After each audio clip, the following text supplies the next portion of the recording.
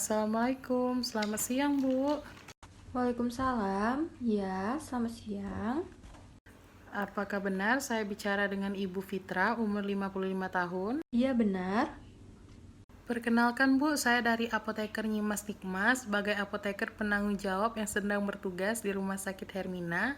Maaf Bu, sebelumnya saya ingin memastikan apakah benar Ibu tadi menuju ke apotik untuk menebus obat yang telah diresepkan oleh dokter? Iya, benar, Bu. Ada apa ya? Baik Bu, di sini saya mau mengajak Ibu untuk melakukan konseling.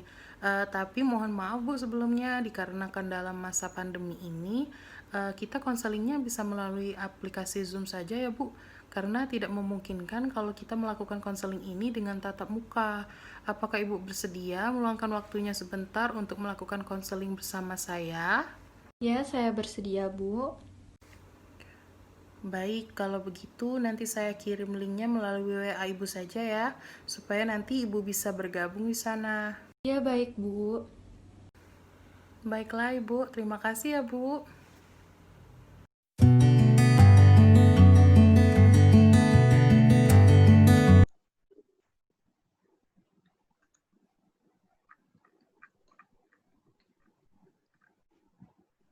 Selamat siang Bu.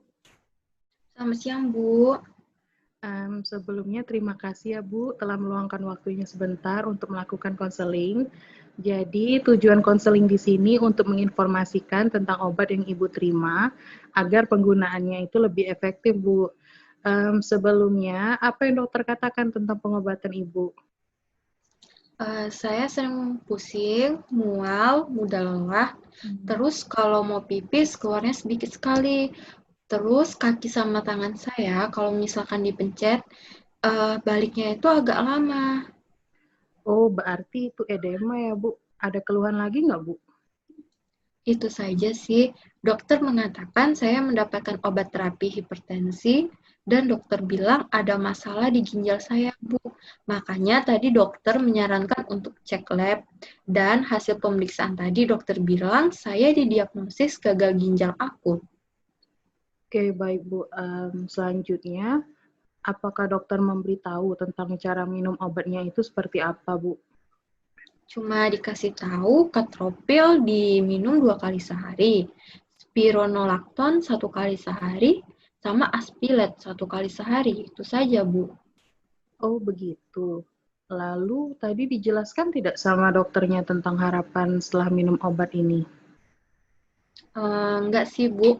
Cuma tadi dokter bilang semoga lekas sembuh aja. Terus harus rutin minum obatnya itu aja. Oh, begitu, Bu. Baik, sebelumnya terima kasih karena telah memberikan informasi terkait pengobatan Ibu. Apakah sebelumnya Ibu mempunyai riwayat alergi obat? Tidak ada, Bu, alergi, Bu. Baiklah, apakah Ibu sedang mengonsumsi obat lain sebelumnya?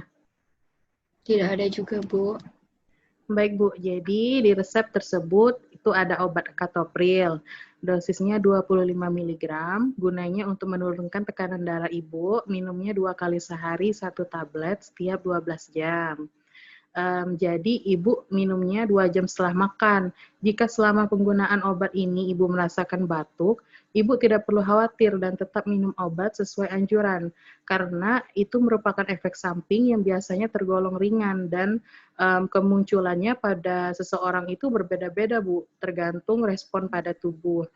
Jadi semoga obat-obatan ini cocok untuk Ibu. Namun jika efek yang timbul setelah pemakaian obat dirasakan sangat mengganggu kenyamanan hingga menghambat aktivitas Ibu sehari-hari, maka saya sarankan Ibu untuk menghentikan pengobatan terlebih dahulu dan segera kembali konsultasikan masalah tersebut agar mendapatkan alternatif pengobatan lainnya yang lebih sesuai untuk Ibu.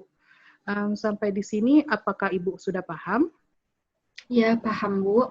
Baik, kita lanjut ya, Bu.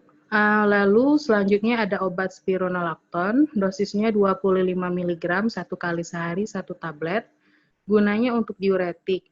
Jadi fungsinya itu untuk membantu keseimbangan air di dalam tubuh Ibu atau melancarkan urin Ibu biar Ibu kencingnya juga lancar. Sebaiknya Ibu konsumsi obat ini di pagi hari aja ya Bu, soalnya efek sampingnya sering buang air kecil. Kalau Ibu konsumsi obatnya di malam hari, nanti Ibu susah tidur pas malam harinya. Karena efek samping obatnya tadi sering buang air kecil.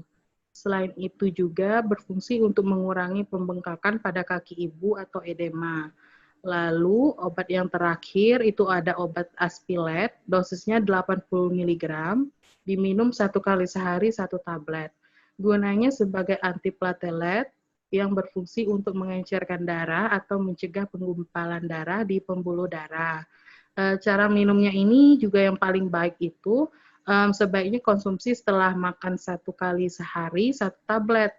Dan saya ingatkan kembali pada Ibu harus rutin kontrol atau cek tekanan darahnya ya Bu, supaya Ibu tahu kondisi tekanan darah Ibu itu stabil atau tidak setelah minum obat ini. Oh, begitu. Baik, Bu. Ini saya mau tanya, Bu. Untuk penyimpanan obatnya bagaimana ya, Bu? Untuk penyimpanan obatnya harus disimpan pada suhu di bawah 30 derajat Celcius atau di tempat yang kering, sejuk, atau terhindar dari paparan sinar matahari langsung. Jika obat ini sudah tidak lagi digunakan oleh ibu, serta mengalami kerusakan atau kadaluarsa, maka obat ini dapat ibu buang namun dengan cara yang benar, yaitu dengan cara mencampurkan pada ampas kopi atau tanah dan kotoran. Lalu tempatkan pada wadah plastik tertutup dan buang ke tempat sampah. Untuk menunjang pengobatan yang ibu jalani, saya sangat menyarankan agar ibu banyak mengonsumsi buah dan sayur, mengurangi makan makanan yang banyak mengandung kadar protein tinggi, minum air putih yang cukup, pola hidup sehat seperti rutin melakukan olahraga ringan, serta istirahat yang cukup. Dan juga hindari stres ya Bu, jangan banyak pikiran biar tekanan darah ibu stabil. Dan jangan lupa minum obatnya dengan rutin ya Bu. Oh, iya, baik, Bu Nimas. Jika ada yang kurang jelas dari penjelasan yang sudah saya berikan barusan, Ibu boleh menanyakannya atau dapat meminta saya untuk mengulang kembali bagian yang kurang jelas atau kurang dipahami. Oh, tidak ada, Bu. Sudah cukup jelas. Baiklah, kalau begitu, apakah Ibu bisa mengulang lagi cara minum obatnya? Ya, Bu. Ini obat Captropil, dosisnya 25 mg, 2 kali sehari, 1 tablet setiap 12 jam. Diminumnya setelah 2 jam setelah makan. Lalu ada obat Spironolactone, 1 kali sehari, 1 tablet. Minumnya di pagi hari aja kan, Bu? Iya, betul. Supaya nanti saya bisa tidur. Nanti kalau saya minumnya di malam hari, jadinya saya nggak bisa tidur karena sering buang air kecil. Selanjutnya, ini ada obat Aspilet sebagai antiplatet untuk mengencerkan darah dan mencegah terjadinya penumpukan di pembuluh darah saya. Ya, baiklah Ibu, kalau sudah cukup paham dan jelas, mungkin ini saja yang dapat saya jelaskan terkait pengobatan Ibu. Sebelum saya akhiri, saya akan terlebih dahulu mendokumentasikan kegiatan konseling yang sudah dilakukan. Jadi, saya meminta kesediaan Ibu untuk saya ambil gambar di sini sebagai bukti bahwa Ibu sudah memahami penjelasan yang saya berikan. Oh iya, baik Bu. Jika Ibu sudah cukup jelas dan sudah tidak ada pertanyaan lagi, saya akhiri terima kasih atas waktu dan perhatian Ibu. Semoga penjelasan yang saya berikan tadi dapat bermanfaat dan mengoptimalkan pengobatan yang akan Ibu jalani. Oh ya Bu, perlu saya ingatkan kembali kepada Ibu agar menggunakan obat yang diberikan sesuai dengan penjelasan yang sudah saya sampaikan ya Bu. Jika Ibu ada yang ingin ditanyakan atau kurang jelas dan mengalami masalah dalam pengobatan yang dijalani, silakan bertanya kembali kepada saya. Semoga Ibu lekas sembuh dan jangan lupa minum obatnya secara teratur ya Bu. Terima kasih Bu. Baik Bu, terima kasih kembali ya Bu.